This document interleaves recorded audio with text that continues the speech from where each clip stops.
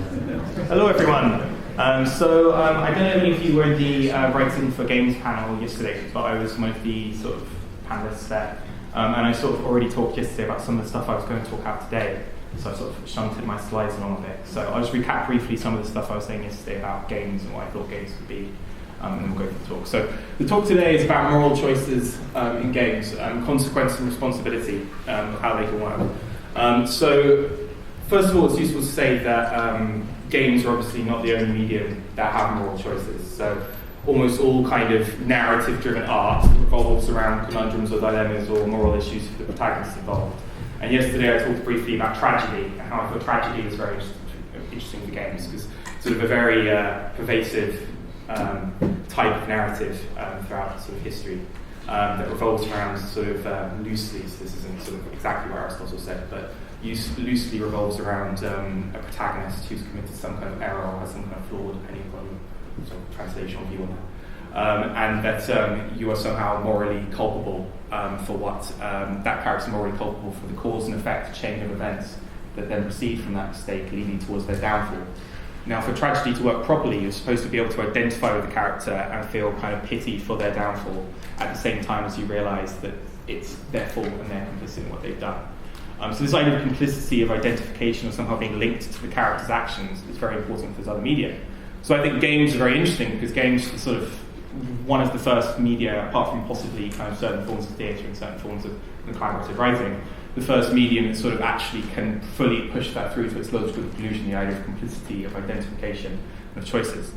A little bit of background about me for anyone who doesn't know, who wasn't there yesterday. I've been running a stall out there, so I don't know if any of you have sort of seen or played the Drumpf game or the sort of weird kind of King Henry game that sort of I was showing for the first time. But I've been making various kind of text adventure games over the last year, and also working on some contract work. So I've been doing a few indie projects. I'm doing a VR escape room that's probably going back next year at some point. And I've also been doing contract work for Supermassive games, so I've sort of been doing some AAA work. But it's important to know, obviously, if you heard about that all my sort of views and things I'm saying today are very much my own personal views on narrative and how it works.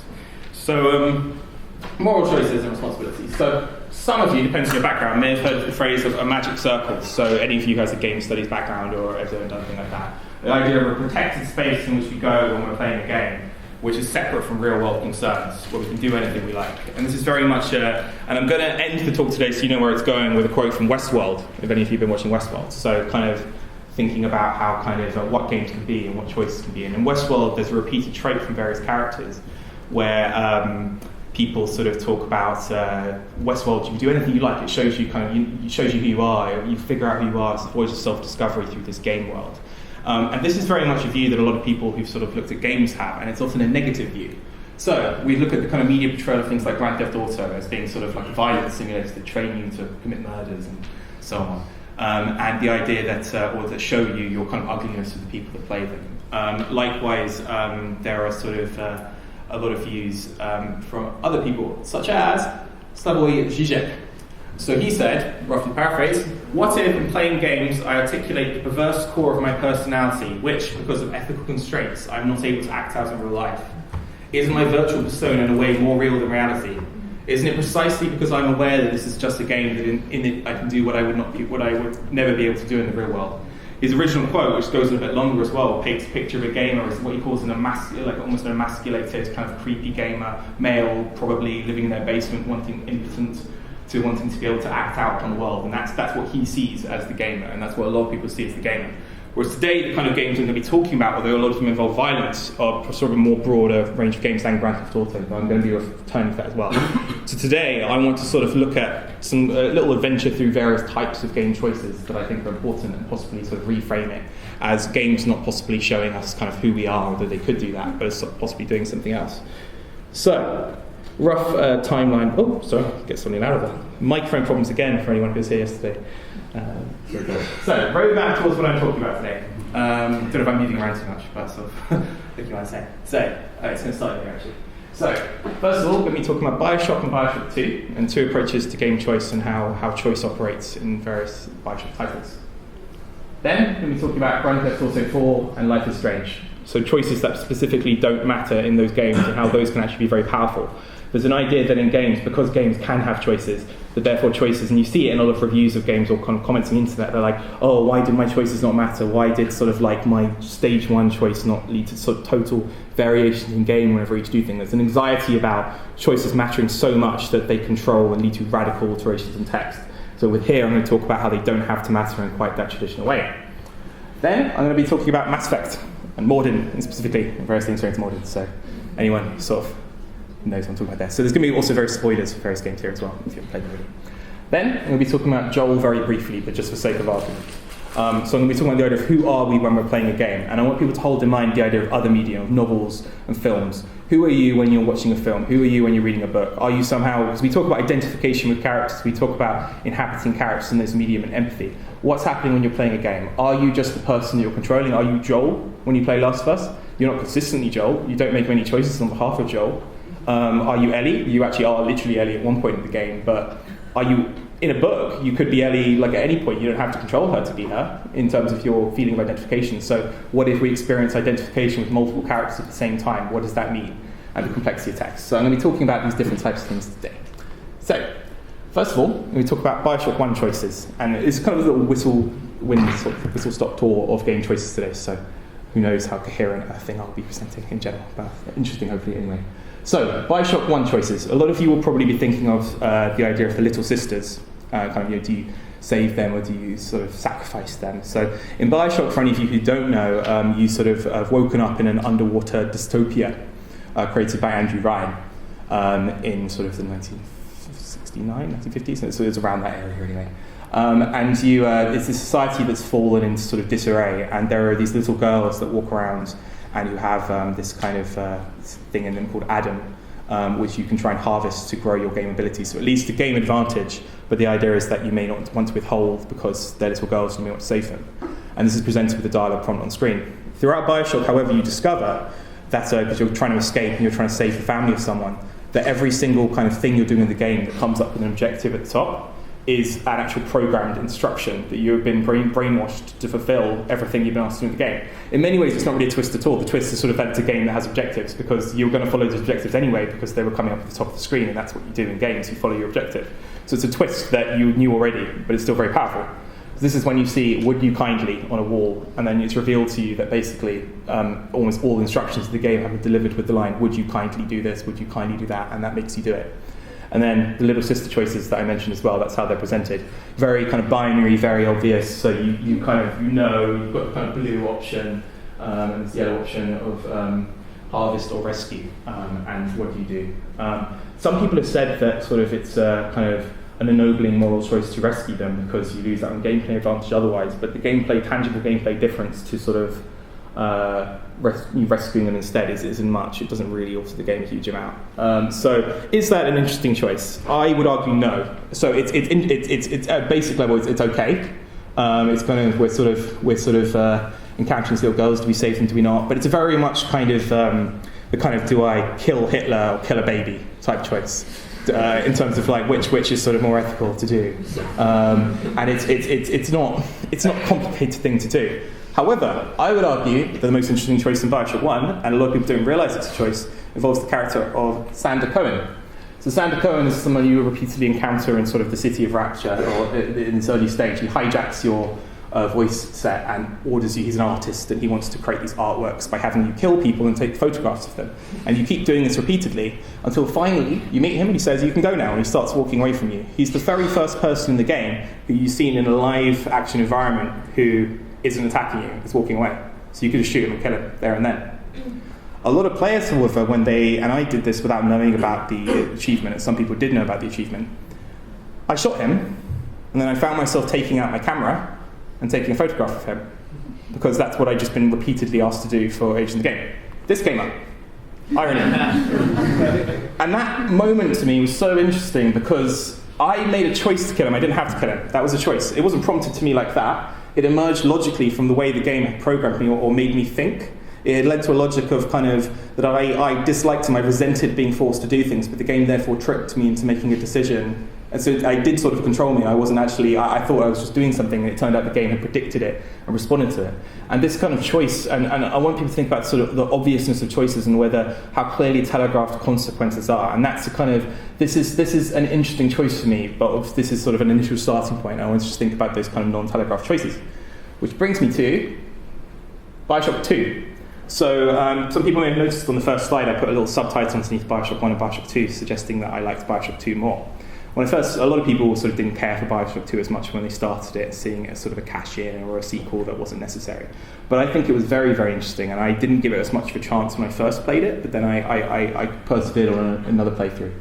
And what it transpires there is that whole game, it has the little sister choice, but the whole thing is built around the idea of meeting people who you could fire upon or leave, and nothing appearing to happen. So you don't know whether that had any consequence. So you are a big daddy. You are one of these kind of people who've been converted by the city of Rapture into protecting these little girls.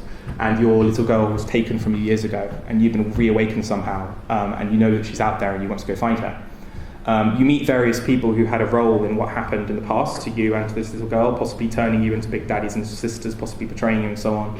You meet them, and they all respond in a different way. So one of them sort of says, do what you want. I have no regrets about what I did.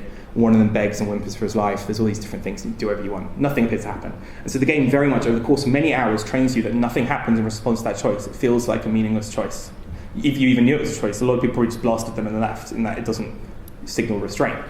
What the amazing thing about Bioshock 2 and why it's so interesting, though, is at the very end, or towards the end, it reveals that your little sister has grown up and has been watching you the entire game as the same pair born with you that you have with her. And she models her personality and ethics upon her interpretation of what you've been doing the entire time. It's a very powerful moment. And gesturing towards what I was saying earlier about identification, are you identifying with that character you're playing, or can you identify with other characters? What's your relationship to the ensemble of characters you play in a game? That's so interesting, because it's far more powerful to realize you've corrupted someone else's ethics, even as a fictional character, than your own, because it doesn't matter as much what you're doing as a character in the game if it just affects your avatar as opposed to others. And the game even allows you to course correct, in that if you've murdered some of them and she's sort of kind of gone a bit sort of kill happy and sort of believes that everyone should die and has a walk beyond the world, you can sort of try and correct her, which leads to a very confused ending, which I think is represented here, where you've died and she's very confused and self-hating about what she's become because she doesn't have a clear ethical path. And I thought that was really fascinating, and definitely as a game is really worth playing and experiencing. So, how am I doing for time? 38, cool.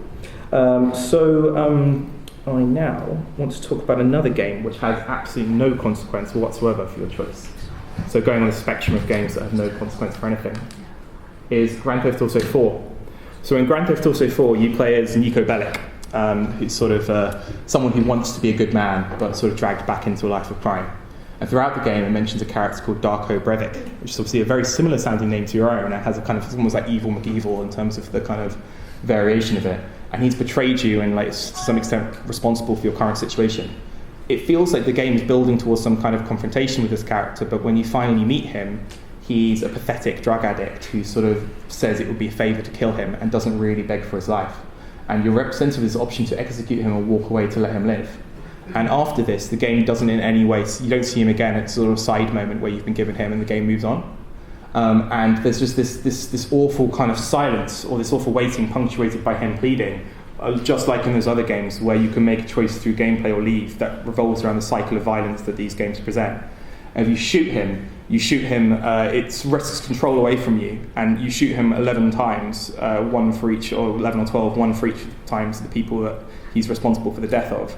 And then walk away. Or if you leave, he's sort of shaking and then you see him run off in the distance. The game doesn't mention it again, but the whole narrative builds up to this moment. And the power of moments like this, and the moments we saw earlier, rely not just upon the game presenting a feedback loop of the consequence of that choice, but of something that's happening in your head as a player. The only consequence of that is something that narrative has generated inside of you and your emotional response to it. The game doesn't present it. And I think in terms of what I'm sort of partly advocating for in terms of our view of moral choices is that we can say, oh, that game presented like an interesting set of choices. We could, in that games present interesting set of choices are great, but kind of choices that can sort of be more mature than just two sort of, like I said with the Hitler or Baby one earlier, more mature than just kind of two set of diverse outcomes that sort of lead to, oh look, I'm sort of having vicarious control over this narrative, I made something different happen, oh look, something different happened here. That kind of just sense of fun and play of like, oh look, I made something, like that kind of enjoyment of being able to alter a story, that's fun and that's great and that's definitely part of the experience. But are we stopping there, or are we trying to sort of do something more complex with choices? And I think some of these games achieve that. And they can matter in more ways than just branching, as I was just saying. So from Life is Strange, there's a very interesting moment where you're a time traveller in Life is Strange, and you have a best friend called Chloe. And at one point in the game, you've altered the timeline, and it turns out that in trying to fix things, you've actually led to a timeline where your friend is sort of gravely ill and in constant pain. At a certain moment in the game, you discover and you can travel in time using photographs, and you discover a photo right before this moment that shows the original moment you altered, and it doesn't signpost it totally to the player, so the player may not be obvious, but it's kind of sort of you're probably aware that you could use that photo to now go back in time and reverse everything you've just done, so make it all right again, so that there was no sort of terminal illness storyline. However, right after you see this photo and right before the moment where you go back and restore the timeline, she asks you to kill her, so to commit euthanasia. And you're given this kind of range of 3 options, which for a choice that is going to mean nothing is quite a lot of options. And it's a very powerful moment. I think anyone who's played that would probably agree that that was quite a powerful moment in that game, not knowing what to do, not knowing her response. And then to know, it's just fascinating to me what it says about games and game choices and what they're capable of, that you may make that choice knowing it's going to mean nothing, but it still matters to you hugely. And then afterwards, even though the timeline's reversed, likewise it means nothing again, but it stays with you. And I think that we can consider games as being more complex than just, the choices clearly matter more than just if they had a kind of major consequence on the storyline as presented and curated to you. They have consequences to you in your mind that plays out and affects your interpretation of everything else. So you, as a player, are continuing to do emotional work in your mind on these characters past this scene that the game doesn't have to do, it's just set it into play. Likewise, and this is coming back to that kind of conclusion point that I hinted at earlier about the idea that we might be seen as kind of, we are not just the avatar we're controlling, we are possibly identifying with multiple characters in the game. Is there's a moment in Mass Effect, the Mass Effect series from the 2nd episode onwards presents the character of Morden Solus, who's a scientist who sort of created this kind of, or helped create this thing called the genophage, which has led to sort of almost the sterilization of species or something approaching it. And he wants to sort of, and you want to reverse this and allow this species to sort of rise again. And on the way, however, you're presented with the option to sort of make it seem as if this has been reversed, but it hasn't been reversed at all. You're going to sort of fake it, and these alien species will be none the wiser. If you do this, Morden will discover it, and apart from a very, very edge case scenario where you can sort of try and avert it, he will try and go into the tower to disable this sterilization genophage regardless of what you want. And I think one of the writers said that it was one of the only moments in the Mass Effect series where a character will oppose you. Like, they'll normally, regardless of their ethics, echo what you're roughly doing, even if they disagree, they'll sort of go along with it. And he will go to the point of walking away from you and giving you an option to shoot him to try and stop him. And it's an incredibly powerful moment. And I just wanted to think about what the player who is controlling Commander Shepard is doing in this playthrough. Because I think it's a fantastic story. I think there's a lot of power in that, of what I just described, but who actually does that? So there might be players who play this game, probably are players who play this game who believe that sort of sterilizing certain kinds of people is a good idea, because there's a lot of people out there who think that kind of thing. And maybe they're fine with it, or there's pragmatists who think that species is a violent one in this game and we should get rid of them. So there might be people who do this for legitimate reasons. But even they will probably be hard-pressed to sort of admit that a character who's willing to oppose you for just reasons and who's presented as a good, empathetic character throughout the game, whether you're willing to murder them to go through with it. And it recorded a moment for me in Bioshock 2 that I mentioned earlier where why did I kill people, not kill people in games? Why do you make moral choices in games? When you're playing a game, are you acting as a character? Are you that character? Are you doing what you would do in real life and inserting reference in that world? Possibly, but in all games we hardly ever start, we sometimes do, but we rarely start with a blank slate. We often have a character who's existed prior to our arrival and who has a kind of characterization beyond what we have created. So are we trying to match them, or are we trying to do what they do? So like if we're given a bad guy, do we play the game as a thug because we want to and not subvert that? We may. Likewise, a lot of people may do, as they talked about with Mass Effect, kind of Paragon or Renegade playthroughs where they try and be a good guy or a bad guy. And a kind of almost an aesthetic playthrough where they want a certain kind of story. So the choices that they're making are designed to almost like an artist or like a director curate a certain kind of story as opposed to them mattering. And that's equally fine. And I think rather than a lot of people doing one of those things, they do a lot of them. So in one playthrough, you might vary between a choice suddenly making you want to do a certain thing because you think it's right or wrong, between, ooh, I wonder what would happen if I do that. That sounds controversial. And I think this choice is so interesting for the way in which it can, if you're brought to the point of being a Renegade Commander Shepard and doing this, I imagine a lot of players were trying to do a Renegade playthrough and trying to make these kind of things happen. But then if Morden opposes you, are you suddenly prompted into, do you like that character? And what happens to that character? So you, in a film or in a book, it's not like you're controlling all the characters. You can still have a relationship with a lot of different characters in that book. If you think of an example of like Game of Thrones or a series like that, you separately follow the storylines of a lot of characters you don't initially meet. And you may have a sense of identification or a strong empathy with individuals. And what happens when two characters whose storylines you followed the entire time who you back meet or suddenly come into conflict? Like, who are you suddenly incorporated in that story?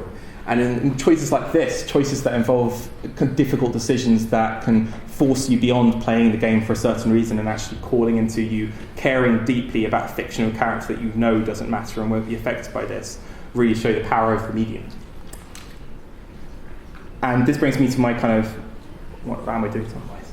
Yeah. This brings me to kind of my sort of penultimate point, is who are we when we play a game? So are we the character I'm playing? Am I, when I play The Last of Us, Joel? No. I control Joel's movement. I move him around the place. I kill people as Joel. And to some extent, he's a vehicle for me to inhabit. I'm moving him around the world. But and there's an extent to which that overlaps my characterization in my mind of Joel, but it's not synonymous. Joel says things that I didn't make him say. He'll say it ambiently. He'll explain why he does certain things for a reason that I may not have thought. I may be surprised by what I find Joel saying. I may be surprised by what he's capable of. Am I him when I have an option to, I mean, there's very little branch in the game, but I'll sometimes have triangle prompts to sort of say something as kind of a quiet moment with a character which may or may not happen in different playthroughs. Does that make me him? Am I him then? No. And so if I'm not him at any of those points, who am I? So are we ourselves? So this person for some reason playing on a Vita, because I wanted someone playing The Last of Us, and this is as close as I could get. Am I myself? Am I just, is the character just a vehicle for game interaction and doesn't matter? And there's a lot of early game theorists who say yes. But no. Who plays The Last of Us as a purely mechanical game? I don't think they'd have a great time. Not that it's not good gameplay, but it's clearly like a superb example of narrative. So the narrative has to matter to you in that game. So, am I instead all characters I am capable of experiencing identification with? Am I to some extent everyone and no one at the same time? Is to some extent the power of narrative, the fact that we vicariously to some extent alter who we are at various points in the story and consider the interrelation between those characters we go. When I watch, and then the same is true of film and TV and novels. So, but what happens when you put that situation to a game where you're kind of experiencing an ensemble of characters and making choices as one and then possibly as others? What is that involving in terms of your selfhood? And I think part of the power of games, and what I was briefly hinting at yesterday, is that they offer you control, but the control is never complete. Which is what I was about to say on the slide, so I need to sort of go back. So games are not just escapist power fantasies that exerting control of the story. It's not that kind of, ooh, let's see what happens here. And they can be, and they can often do at different moments. So in Paper Brexit, there was a moment mid-conversation where I gave an option to say, I love you, to the editor you're saying. And it's a very much a non-sequitur moment, and it comes up as a sort of surprise choice. And a lot of the Let's Plays videos, you sort of had a little giggle or like, what? Or in various playtests that they said that, and then they would very much go down that route to see what happened. And the game sort of plays around with the fact that you're not really going to say that. It doesn't make sense in that point, but it sort of communicates a sort of shudder of surprise about what's going on and who you are. And seeing that, yeah, definitely, often games will have choices that allow you to sort of pursue kind of curiosity as opposed to any other emotion. But are they just that? Would there be so much emotional investment in sort of adventure games and narrative games and story games if they were just power fantasies? No. They could be. So certain people may have power fantasies involving Garrus or Commander Shepard. So someone I was dating once, I sort of went into her room and she was playing Mass Effect and she was just sort of sitting there with Garrus sitting on her lap. It was a strange moment. Okay. So yes, possibly, but they don't have to be. So they can't be entirely. We have never been in full control of any video game character in the history of the medium. We can't be. We can't control every aspect of what we are seeing. We do not have control schemes over the entire thing. Even the game's code, to some extent, constrains possibilities. We are not in control. So you have a medium that's introduced the possibility of directly controlling and altering the storyline that can never fully deliver on that promise. And therefore, one of my takeaways is that games are broken. If we view them as a broken medium, I think yesterday in response to a question about whether games are a righteous medium, no, they can't be, because they can't fully deliver narratives in the same way that other medium can. But that, however, is part of the potential of games, and the weirdness, the fact that you are controlling bits of someone and then you're seeing bits happen outside of you that you aren't the character, and you're also probably identifying and relating emotionally to all the other characters. It's fascinating, and it's part of the power of you can do things with complicity, with causality, with choices possibly mattering or possibly not mattering, and all these things kind of lead into a kind of beautiful soup that can tell us not kind of that we are in a weird power fantasy. Because if we're in a power fantasy, we've chosen a strange medium to be in a power fantasy for, because you can't fulfill that. So, talked about these various characters today. I'm now going to return to, let's go into a little bit of a summary thing, but I don't want to for time reasons. At the beginning I talked about the magic circle and the power fantasy idea, and now I want to turn to a quote from Westworld, if anyone's been watching that. And there's an episode where Anthony Hopkins' character, so Westworld is a series that's basically about games design to some extent, in that it presents all these robots, androids in a park, who are designed as sort of quest givers. So there's people who try and stop you on the street to get you to go off on their little mission to go find a bank robber or something. And one of the narrative designers has sort of created a storyline that Anthony Hopkins objects to and says he doesn't like it. It's just for titillation, it's just a power fantasy. And he says instead that people that visit these games are not looking for a story that tells them who they are. They already know who they are. They're here because they want a glimpse of who they could be, which I think is quite like a beautiful kind of few lines, and I think that's quite powerful. And I think it's interesting with sort of when we think about the kind of crazy questions that games open up about control and causality and who we are and how we interact with not just how we can care so much about fictional characters in a story that aren't real. So we're feeling emotional consequences for making a choice in a game anyway that we know might lead to a conclusion. But with, for example, the euthanasia of Chloe or some of those other choices that we know even within the game won't matter but are still emotionally powerful, what does that say about that medium and who we are, and the potential for future narrative to even sort of tell us more about kind of directions we can head in and how we can view what control and causality are. So that's the end of the talk. I think I'm perfect on time. And there's a couple of links there to